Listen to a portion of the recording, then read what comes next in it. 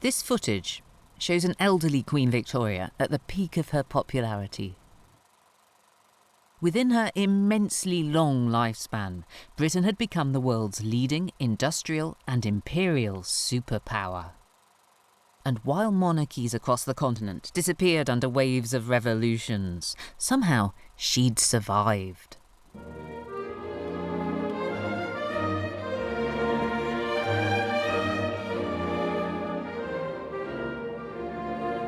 I believe it was music that helped Victoria to reshape the monarchy. By her reign, it had lost its cold, hard power, but she turned it into a sort of benevolent cultural force, with a popular appeal more potent than party politics. And her great romance with Prince Albert was defined by a shared passion for music. Their love helped Britain become an elite centre of musical excellence. Together, they set the stage for a new generation of great British composers. Victoria and Albert helped to transform our musical landscape. They set up institutions like the Royal College of Music and the Albert Hall that kicked off something of an English musical renaissance. It saw homegrown composers working to define our nation's music. This is Queen Victoria's musical Britain. And contrary to what you might be thinking, she was very much amused.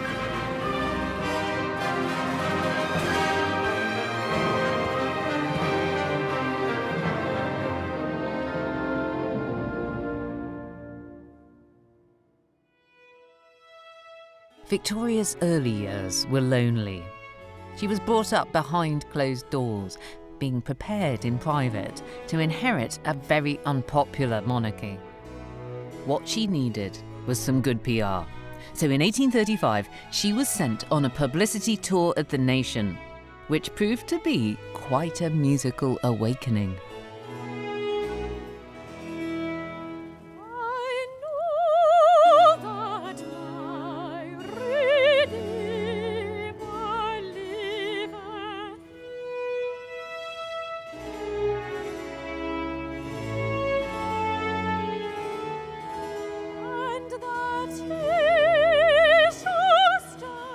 If the Britain of Victoria's ancestors had a theme tune, this would be it.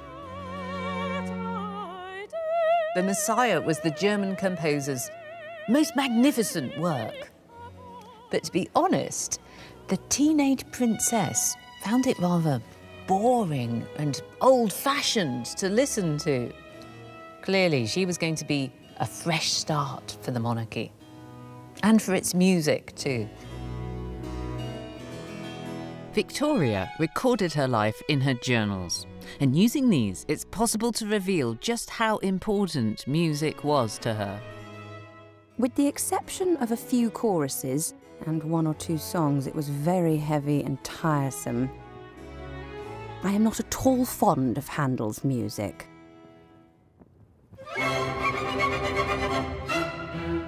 I am a terribly modern person. And I must say, I prefer Bellini, Rossini and Donizetti to anything else. In the 1830s, these three Italian composers were revolutionising opera. The stories they told were explosive, full of emotion, larger-than-life characters and epic music. It was only here that Victoria could taste the violent emotions she longed to experience for real. The Italian opera was absolutely the place to be. The Princess Victoria loved coming to the Italian opera. Sometimes she'd come as often as 3 times a week. And in her journal, she'd often give rave reviews to the performances she'd seen. Sometimes she said that she'd been very much amused. Sometimes very, very much amused, underlined twice, and sometimes even very, very much amused indeed, with 3 underlinings. For poor, lonely little Victoria, a visit to the opera was an escape from her boring and isolated life at home. To her, the opera was like a window into a more glamorous world. This new brand of Italian opera turned its singers into stars. They became mega celebrities. Victoria filled volume after volume of her sketchbooks with portraits of her favourites. This fantastic sketch shows two of the brightest of them. Victoria probably did it from memory, the day after having seen a performance. This is Luigi Lablache, as the stern chief of the Druids. And this lady, pitifully kissing his hand, is Julia Grisi.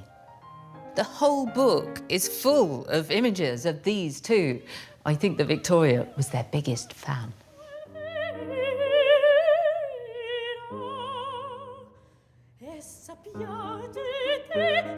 While it was claustrophobic, life at Kensington Palace wasn't all bad. When she turned 16, Victoria's mother threw her a party most young girls could only dream of. Her idols, including Julia Grisi, were invited to sing for her here in her very own home. This was a revelation to a girl who was soon going to be a queen. As monarch, she'd have the power of command over her subjects, and she'd be able to summon her musical heroes to come to the palace to play just for her. She was going to enjoy wielding this kind of power. No one could be more enchanted than I was. I shall never forget it. It was Mamma's birthday present for me. I stayed up till 20 minutes past 1. I was most exceedingly delighted.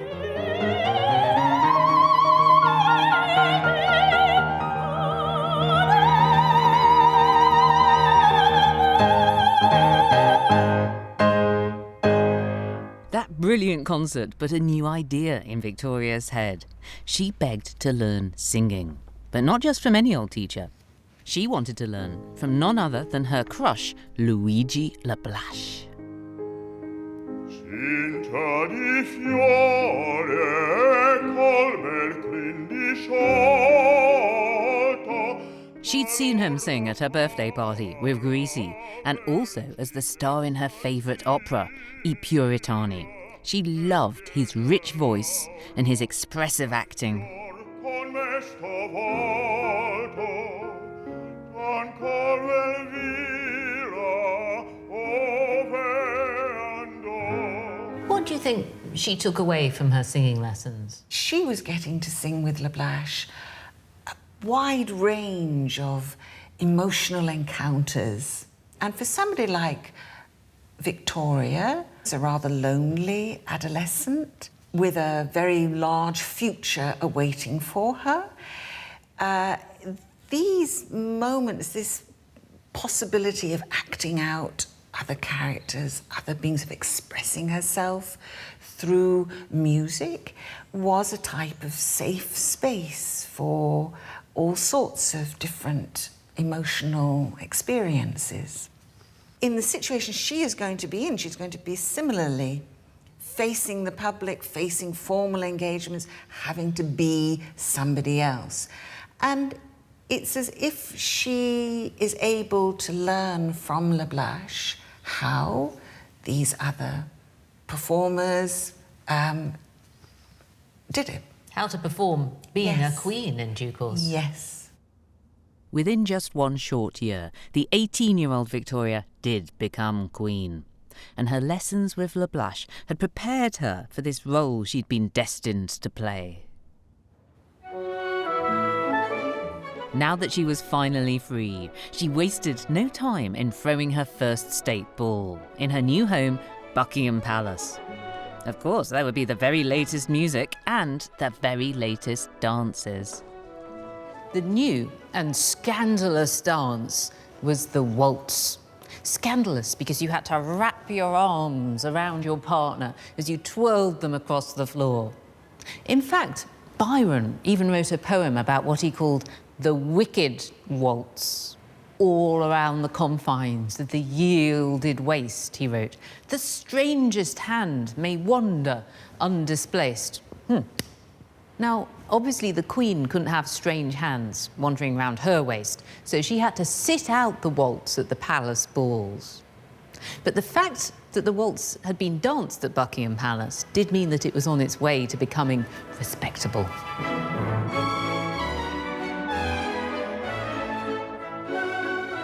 The music for Victoria's first ball was provided by Johann Strauss Sr. He even wrote a piece especially for the occasion.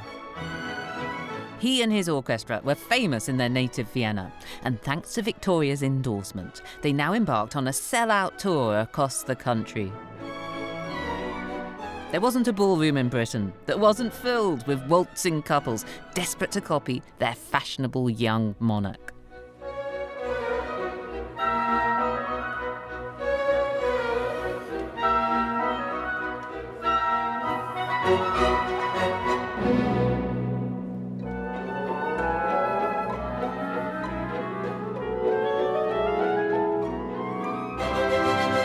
But if Victoria was going to join in this rather risque dance herself, she'd need to be married.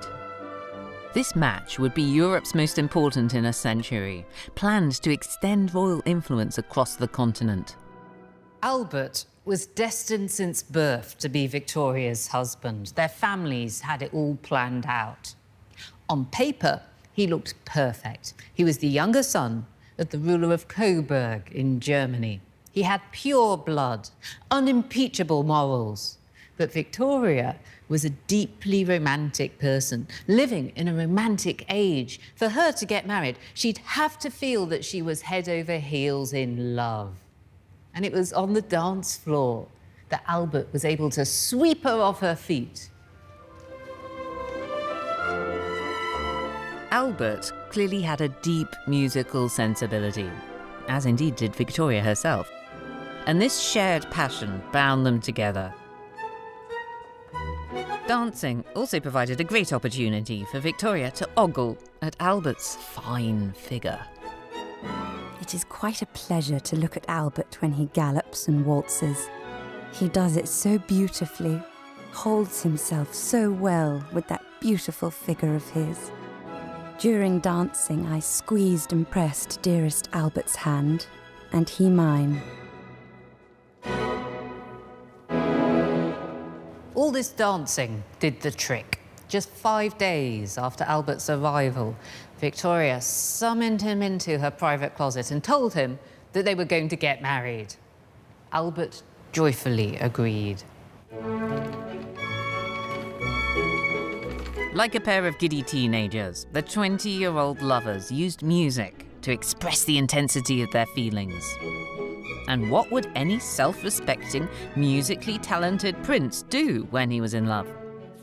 He'd write love songs, of course.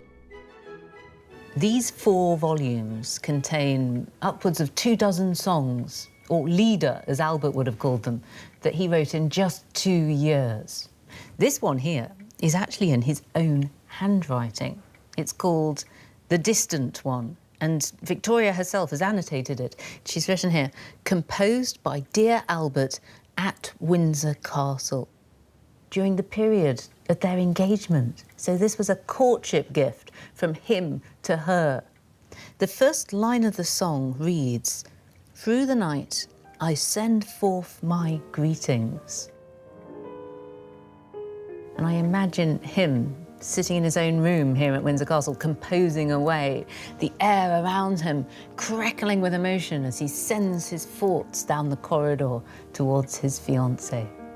It's desperately romantic. In her journal, Victoria described how Albert serenaded her.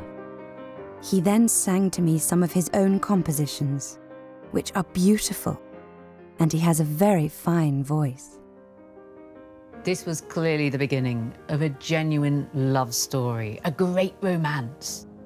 But their marriage would turn out to be something of a power struggle. Albert would find it hard to adjust to a wife who was also the Queen. Under Albert's influence, music at court began to change. He set about organising civilised musical evenings with the entire royal household. He was out with the frothy Italian operas of Victoria's youth and in with high-minded German classical music. Schließen sich die müden Blicke, dann erstehet Bild um Bild, und mit ihm verliebte Stunden sind, die mir der Traum enthüllt, sind, die mir der Traum enthüllt.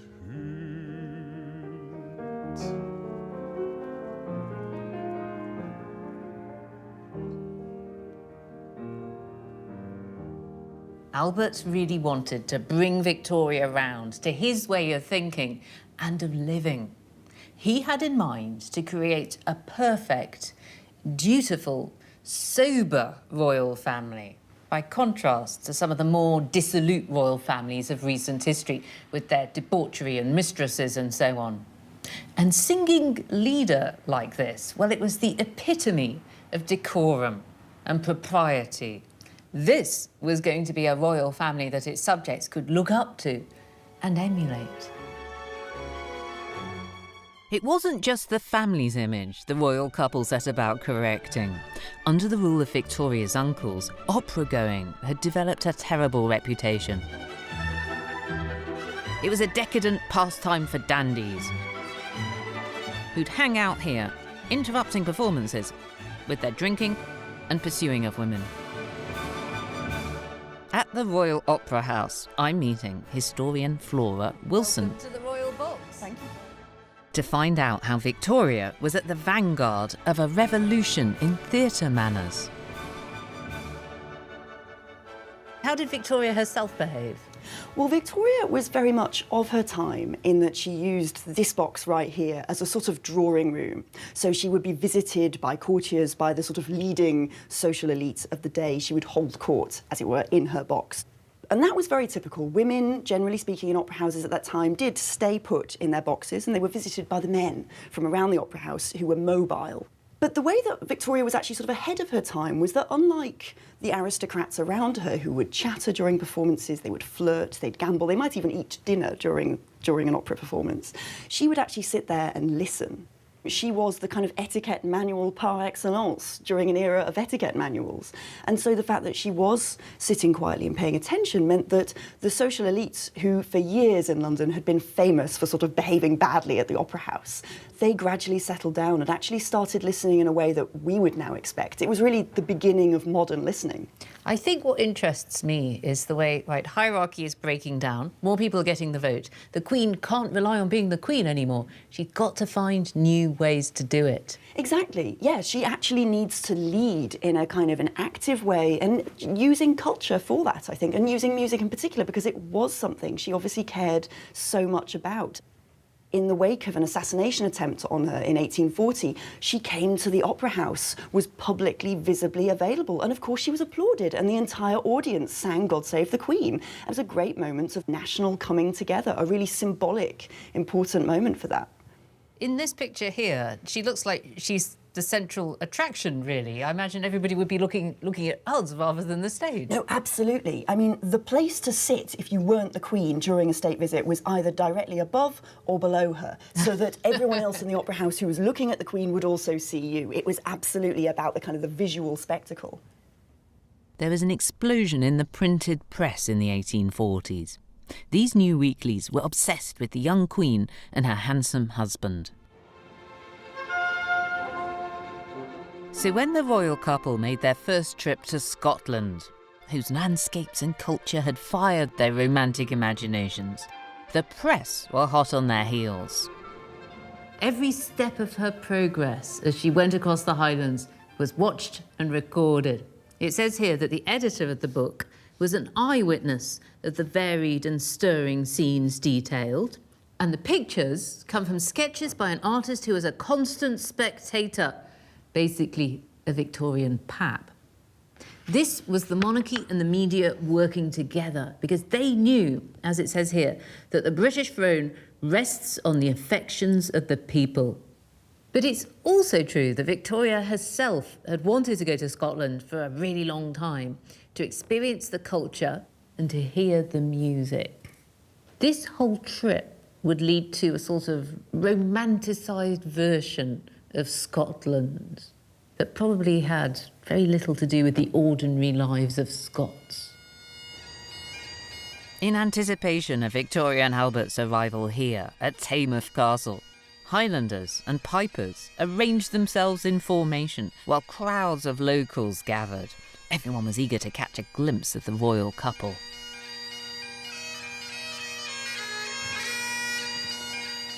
It was the finest sight imaginable, and seemed like the reception in olden feudal times of the sovereign by a chieftain. It was truly princely and romantic. And the book tells us that in this magnificent Gothic hall at Taymouth Castle, she attended a ball with Scottish music and dancing. And she had a great time. It describes her vivacity and how her face was radiant with pleasure and delight. I think there's something very important in her capacity for enjoyment, for fun. It makes her human. She loved the bagpipes and the dancing and the whiskey. And this made her relatable. It made her popular in a way that Prince Albert, for all his impressive qualities, would never be.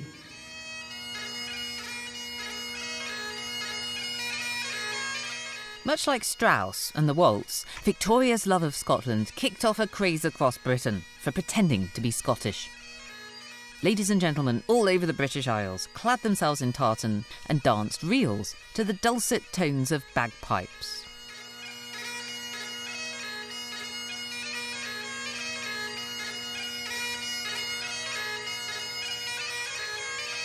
And in the wake of Victoria's trip, tourism to the Highlands boomed. Helped by Thomas Cook, who ran the first package holidays in 1846. These tartan tours were big business, and soon Scotland was flooded with visitors.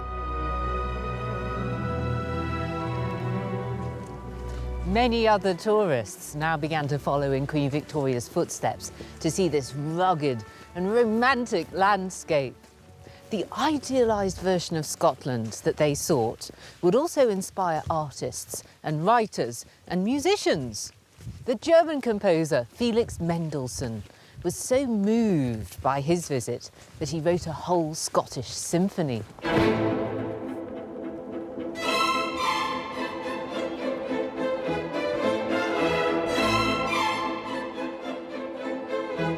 In 1842, Mendelssohn debuted his Scottish with London's Philharmonic Society. Even though Britain hadn't produced many of its own great composers, Victoria and Albert had made it an attractive place for European musicians. Reputations could be made here, and fortunes earned.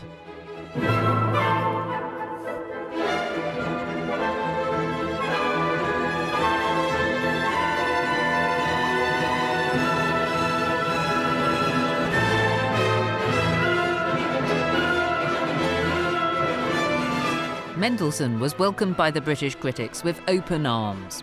The reviews for his new symphony were nothing short of glowing. London's Wigmore Hall is much like the old Hanover Square rooms where he made his debut. There was only one thing he needed to set the final seal on his success, and that was the approval of the Queen. After his triumphant reception, Mendelssohn was summoned to Buckingham Palace for an audience with the royals. What was the significance of Victoria allowing Mendelssohn to dedicate his Scottish symphony to her? Well, he came to London for that very purpose in 1842 to ask her if he could dedicate this symphony, number 3, to her. She played a huge role in popularising his music in Britain. And I suppose she would then project this image of him as being a composer fit for a queen. So we've got Mendelssohn with his brand of music and Victoria with her brand of queening, and they could each see that they had something to offer the other, and they sort of did a deal. Absolutely. Mendelssohn returned many times to Buckingham Palace, striking up a real understanding, almost a friendship, with Victoria and Albert. These visits often turned into impromptu jamming sessions. Victoria even sang to the great composer, one of his sister's compositions.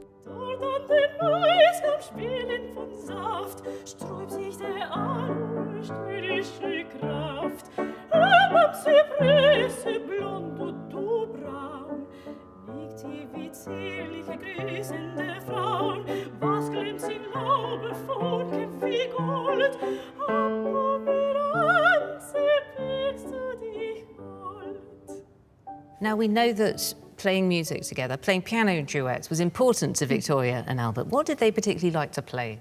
They played special arrangements. They played symphonies. They played absolutely anything they could, sheet music they could find. And that was an important part of their social experience.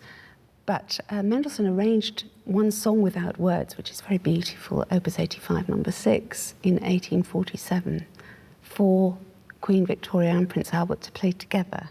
What a treat, your favourite composer arranging a duet for you. Absolutely, it was his last visit in London, actually, and he sent it with a note of appreciation to Queen Victoria and Prince Albert. So is it possible that Victoria and Albert played this piece of music in this very room, on this very piano? It is possible. It would have been later, after Mendelssohn's death, but it is possible. Let's recreate it.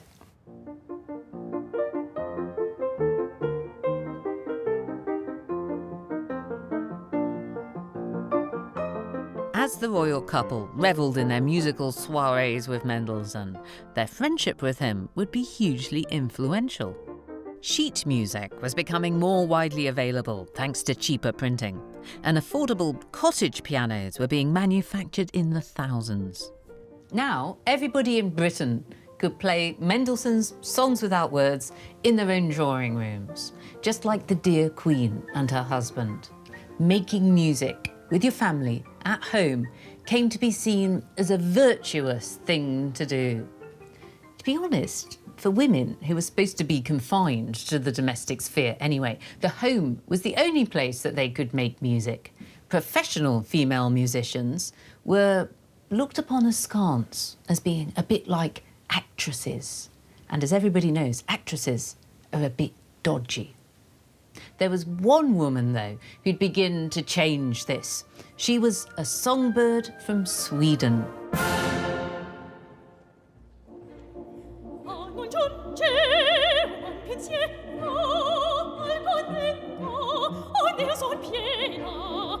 At the beginning of the opera season in 1847, Victoria sat enthralled, though she and the whole audience swooned.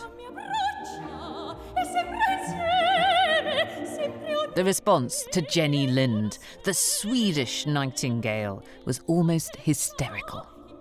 And the fact that the Queen was her most ardent admirer did wonders for Lind's reputation.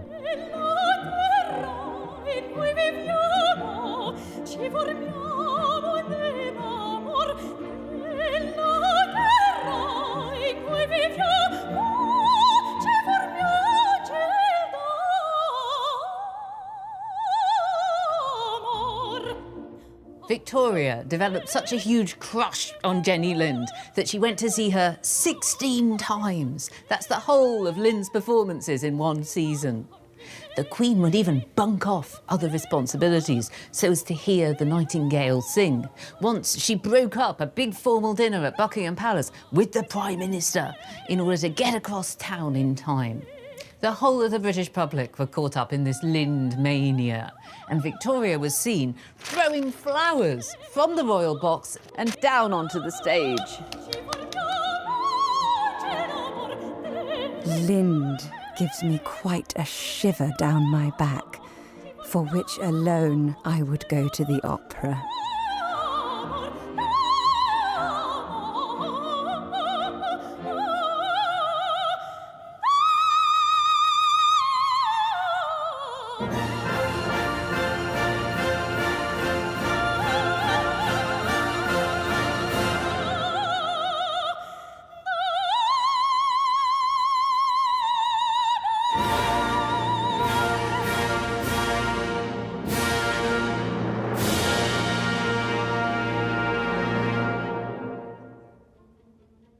Victoria was so obsessed with Jenny Lind that she showered her with gifts, including a delicate lace evening fan, a fine jewelled bracelet and brooch, a nightingale ornament, and even a lapdog from the royal kennels.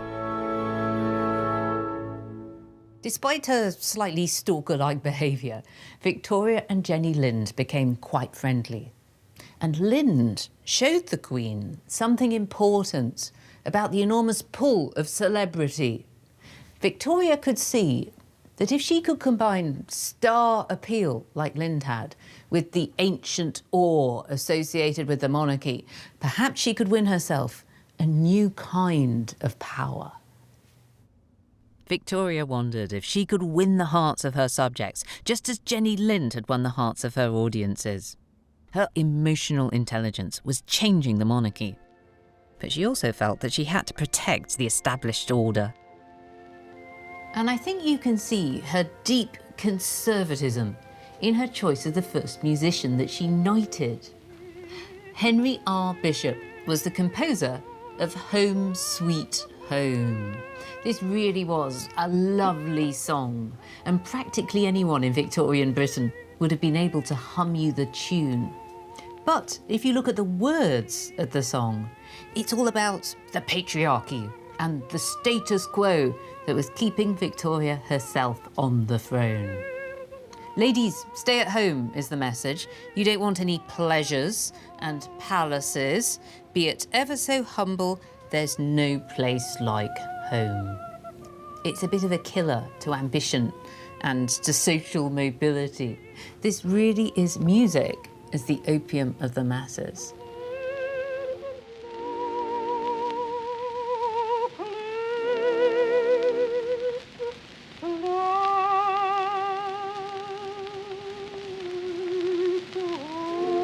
Maintaining the social order was more important than ever in 1848 as a series of revolutions swept across Europe. Middle classes and workers all over the continent were questioning the divine right of kings. If Britain's monarchy was to survive, it would have to keep the people on side. Victoria's clever husband devised the perfect PR coup. Albert commissioned the building of a temporary glass structure known as the Crystal Palace, just south of Hyde Park, to house a grand display of the very latest industry and technology. There were 100,000 inventions on display, from the latest musical instruments to steam-powered hammers. Here's an original souvenir model which shows off the magnificence of the event in miniature cardboard form. And the monarchy was front and centre. During the opening ceremony in the Crystal Palace, there was a huge choir of nearly 1,000 people all belting out the Hallelujah Chorus by Handel. Now, that wasn't necessarily Victoria's favourite composer, but nothing else said as clearly, "Hurrah for Prince Albert, long live the monarchy."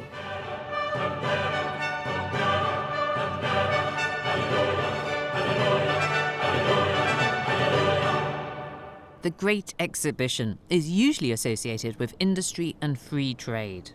I'm meeting historian Andrew Wilson to find out how it also transformed music and the monarchy. This is a pretty spectacular advertisement for monarchy, isn't it? It was a pretty spectacular and musical advertisement for monarchy. And I mean, just look at this picture, Lucy. Look at the opening ceremony and how marvellous it was and how exciting it was. And at the very centre of it, Queen Victoria. There she is on her throne. Do you think there was anything planned about presenting her in this very sort of modern, exciting mass market environment? Monarchy in this place was linked to economic liberalism, to free trade, and to what was going to become parliamentary democracy. It wasn't quite democracy yet. In a sense, the monarchy was one of the commodities that was on display in the Crystal Palace, alongside all the extraordinary new machines. After the Great Exhibition, the enormous Crystal Palace was taken down and moved to a new permanent site in Sydenham, where it was used as a new music venue. Later on, the Crystal Palace itself got used for concerts. What significance did Albert attach to concerts? Albert was a great pioneer of orchestral music in Britain, and the Crystal Palace, as you rightly say, was one of the first great orchestral concert venues in the south of England, certainly, but in Britain in general. Did Albert have this idea that going to hear a concert would be good for you? It would make you morally, spiritually a better person? Of course, and I mean, he's probably right, isn't he? But Makes it sound a bit dreary. Moralism is always dreary, but certainly he did believe that music elevates us. The industry celebrated at the Great Exhibition was being powered by the furnaces and mills of Great Britain. Many of the new instruments showcased, including the range of brass horns designed by Mr. Sax, guess who invented the saxophone, were now being cheaply manufactured in cities like Manchester. And this idea of Albert's, that music was somehow good for society, really caught on.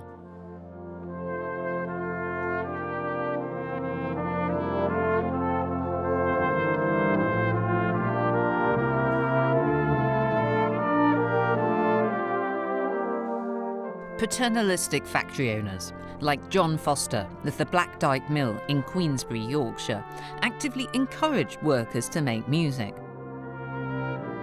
Not least because it was one way of keeping them out of the pub.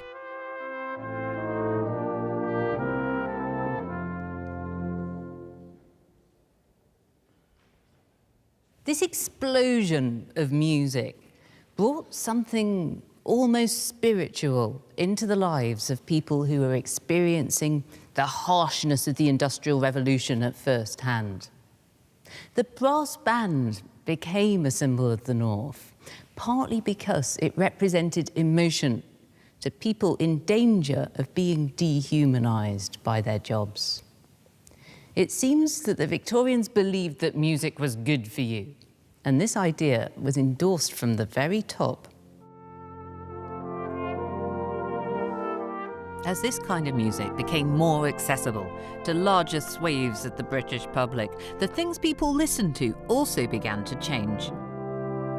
The repertoire of the brass band was self-consciously highbrow. They'd even play arias from operas, sometimes before their official London premieres.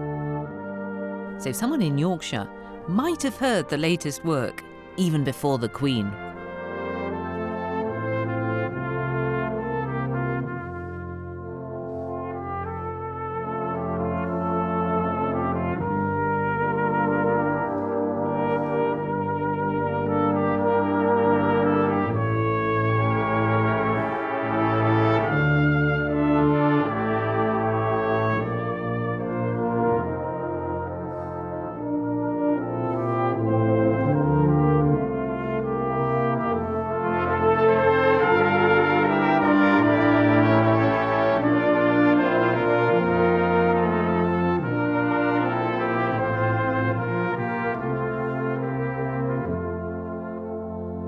But it wasn't just brass bands in the north. Thanks to yet another high-minded German, Manchester became home to one of Britain's most treasured orchestras. The conductor Charles Hallé arrived in the city in 1849, taking over the Gentlemen's Concerts. When he was asked to perform for Queen Victoria and Prince Albert, he jumped at the chance. Hallé's concert went so well that he decided to keep his orchestra together. Every time they performed, he made sure that there were some cheap seats so that people could attend from all walks of life. Hallé even took his orchestra on tour around the north. Now more people than ever were sampling the finest European masters. But there still wasn't any British music on the menu. If you look at this programme from the first of Mr. Charles Hallé's grand orchestral concerts, you'll see that it's exactly the same sort of stuff that you might have found at one of Victoria and Albert's own state concerts. Here we've got Beethoven and Mendelssohn and Rossini. And the irony is that the person introducing this serious music to the industrial heartland of Britain is once again a German immigrant. You couldn't move for German composers on the concert scene in Britain. One in particular made a stir with London's Philharmonic Society in 1855. Mendelssohn had got rave reviews in the 40s, but the unknown and experimental Richard Wagner got a very different reaction. Wagner bombed spectacularly in London. The music critics couldn't understand what one of them called his wild and senseless dabbling. There was a bit of a sense that they didn't want to get behind yet another German composer, particularly one who was ripping up convention like this. Yet Victoria saw something in Wagner and publicly offered him her support when no one else would. She wouldn't let her musical tastes be dictated by an establishment growing ever more mistrustful of all things German. She loved her German husband. She had German blood herself. She'd even married off her eldest daughter Vicky to a Prussian prince. And above all, Victoria loved Wagner's music, writing to Vicky with envy at her having seen a performance of his romantic opera Lohengrin. The Queen herself was desperate to see it.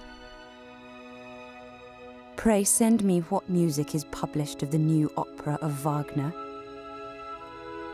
Lohengrin is my great favourite. Wagner went back to Germany in a sulk. He was bitter about his experience in Britain. But he would be back 22 years later, by which time his music had become fashionable. Perhaps Victoria would get the chance to hear his Lohengrin, which intrigued her so much. But by then, Victoria herself would be an entirely different person. No longer could she be accused of having trivial tastes. Everything had changed for her.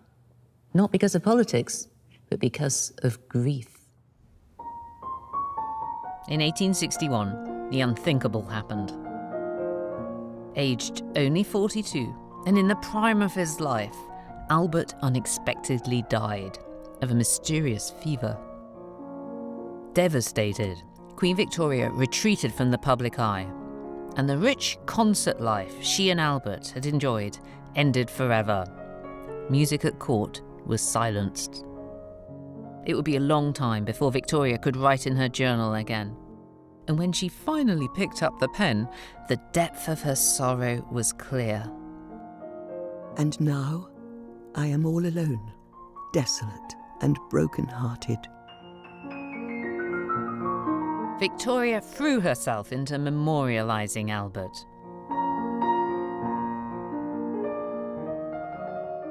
On laying the foundation stone, the Queen named the building the Royal Albert Hall. This is an original architectural model.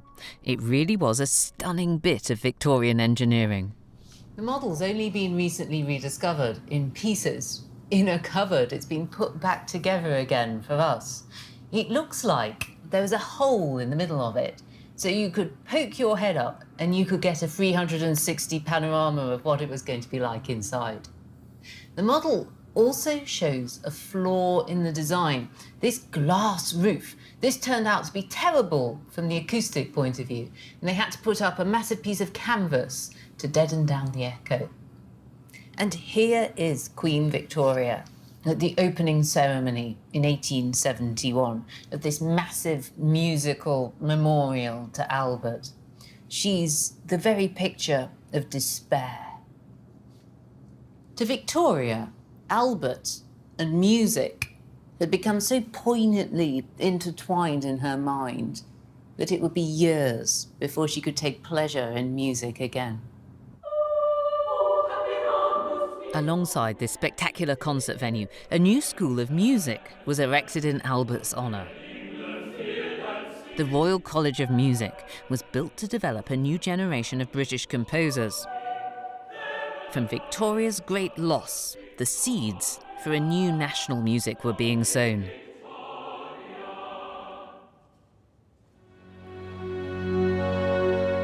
With the passage of time, Victoria gradually reintroduced music into her private life.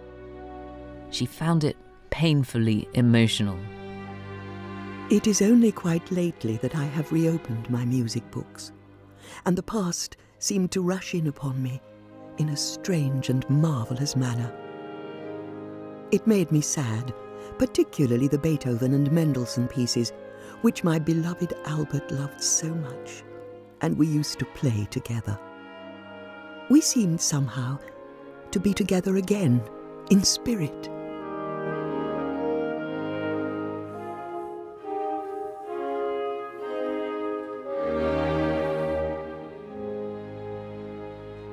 Victoria was forever changed by Albert's death.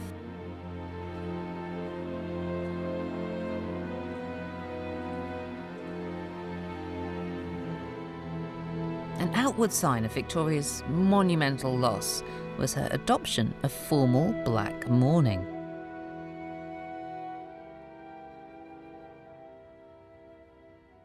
But I do believe that this later period was the making of Queen Victoria. This is a very rare thing. It's a bodice from the sort of costume that she adopted for the rest of her life.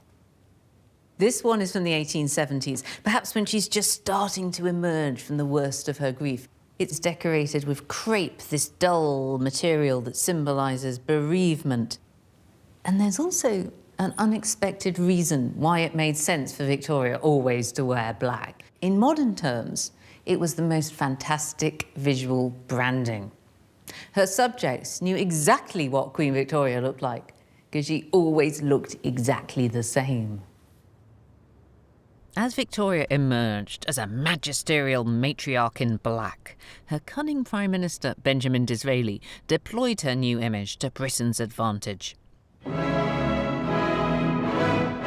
In 1876, he named Victoria Empress of India, and she was thrilled, recording the moment fondly in her diary. I have for the first time today signed myself as V.R. and I.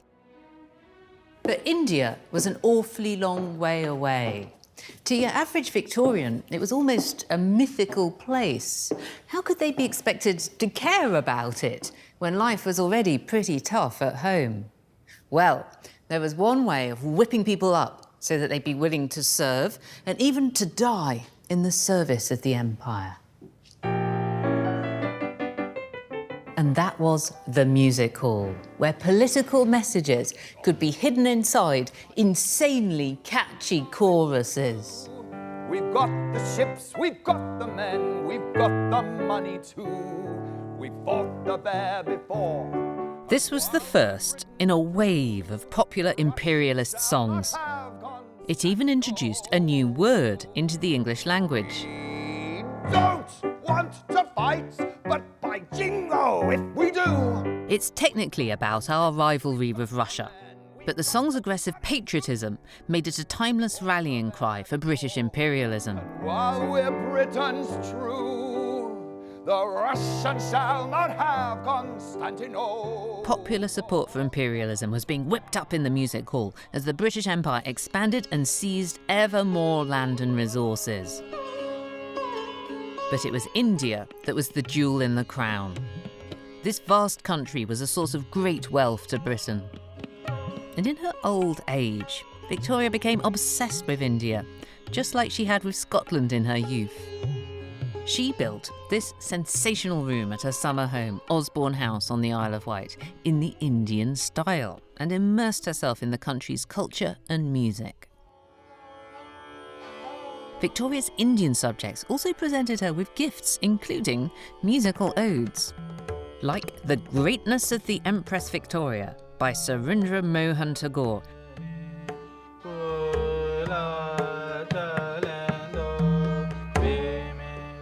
Tagore presented this music to Victoria as if it were ancient, but really it's a strange fusion. It even has Western notation. Queen Victoria was clearly intrigued by India, wasn't she? What do you think she was up to there? Was she creating the cult of an empress, or was she personally interested, or a little bit of both? I imagine a bit of both. I think it is very moving to look at some of the objects that are collected from that period when she was really investing herself in Indian culture and language. When you look through her handwritten vocab books where she's listing phrases in Hindustani, which she's been learning, when she's practicing handwriting in Urdu, you can see a very personal investment in it.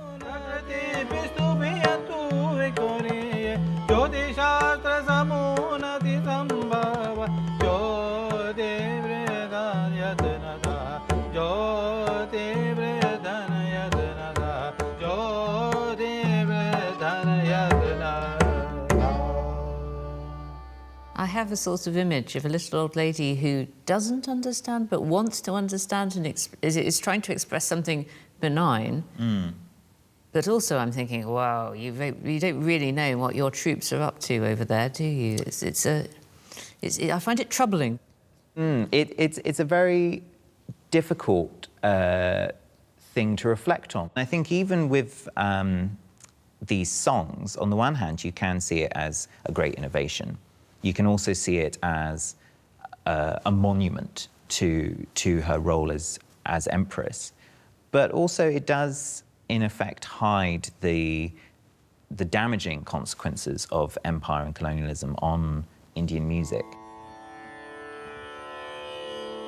This song by Tagore was written for Victoria's Diamond Jubilee, which marks the high point of her reign and the peak of her empire. But it also marked the moment when the political influence of the monarchy had all but disappeared. Victoria's power was by now decorative and ceremonial, but that's not to say it wasn't still formidable. Victoria was using music and ceremony and spectacle to create a whole new way of being a monarch. It all came together, as this old film shows, in her Diamond Jubilee of 1897. This was really the world's first global multimedia event, and it also set the template for pretty much all the grand royal occasions that would follow. Victoria's subjects came flooding into London to see this little old lady being paraded through the streets. She really did look very ordinary, just like somebody's grandmother. But that was the clever thing. She was presenting herself as the friendly face of this vast empire, which had used violence to win control over nearly a quarter of the population of the globe. The cheering was quite deafening, and every face seemed to be filled with real joy. I was much moved and gratified. The parade was impressive, but so too was another part of the Diamond Jubilee celebrations, the debut at the Royal Albert Hall of a new composition by an English composer.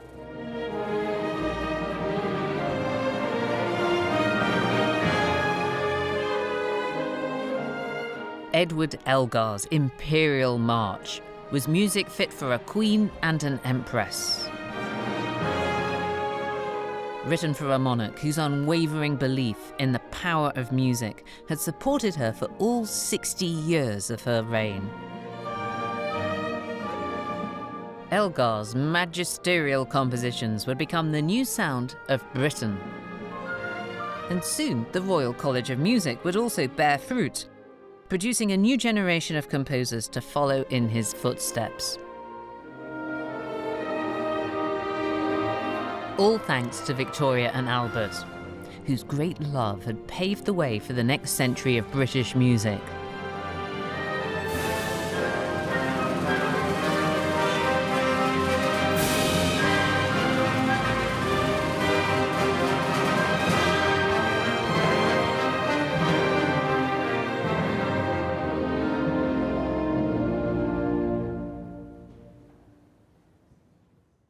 But this isn't quite the end of our story.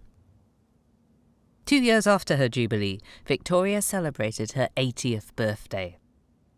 And of course the occasion was marked with music. But this time, there wasn't any pomp and circumstance. That evening, there was a private performance in this very room. And this one, I think, stands for her intimate, personal connection with music. In the 1890s, the Waterloo Chamber at Windsor Castle had become Victoria's very own private opera house. Here, in 1899, she gathered around with her family to watch a special performance of Richard Wagner's Lohengrin. Finally, Victoria got to hear the opera she'd been longing to hear for years. But it was bittersweet. She was so moved by the power and intensity of Wagner's music that just as she'd done throughout her life, she reflected upon it in her journal. I was simply enchanted. It is the most glorious composition, so poetic, so dramatic, and one might almost say religious in feeling, full of sadness and pathos and tenderness.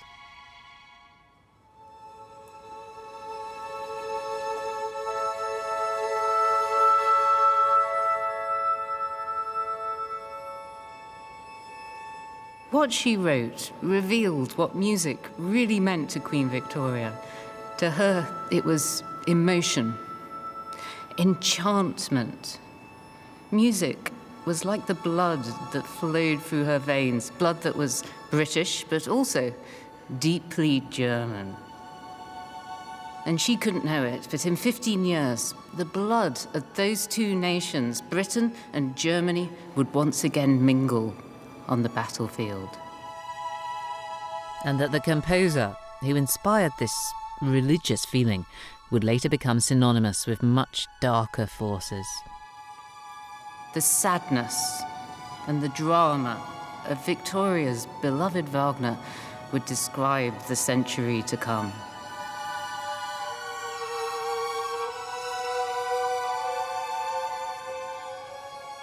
This rupture between two nations so dear to Victoria would have broken her heart and changed the world in ways she could never have imagined. But the legacy of her uniquely musical life would survive and create something truly enduring in British music.